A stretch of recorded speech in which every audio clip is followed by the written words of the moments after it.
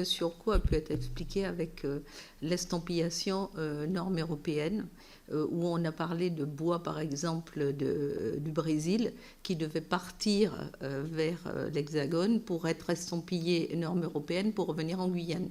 Bon, entre autres, pour un exemple. En ce qui concerne l'IEDOM, j'ai rencontré le directeur de Guadeloupe personnellement, et nous avons une grosse difficulté, c'est que depuis 2014, il n'y a pas eu...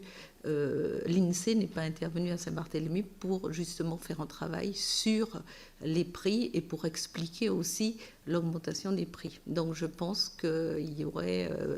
on gagnerait à ce que l'INSEE, pour des raisons que j'ignore, ne veuille pas venir, selon les dires du responsable de l'IEDOM, ne veuille pas venir faire cette enquête à Saint-Barthélemy. Donc ce serait bien de pouvoir aussi les mobiliser pour qu'ils puissent le faire.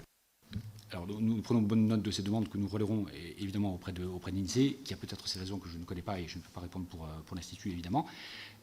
Concernant l'estampillage que vous évoquez, dans le cadre du plan logement, on a cherché à dégager des solutions, notamment avec l'établissement de critères qui permettraient une norme particulière et qui éviterait le genre d'anomalie que vous avez évoqué. Le plan logement outre-mer a une échéance qui normalement en cours, a une échéance qui normalement le fait se terminer à la fin de cette année 2022.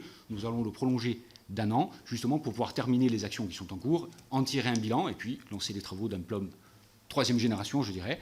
Mais cette question, c'est une question qui sera sans doute permanente, c'est-à-dire elle ne sera pas achevée avec les travaux du plan 2. Hein. Mais les anomalies que vous évoquez, enfin, j'ai passé 2 ans et demi en Guyane, les anomalies que vous évoquez, je me rappelle avec une certaine...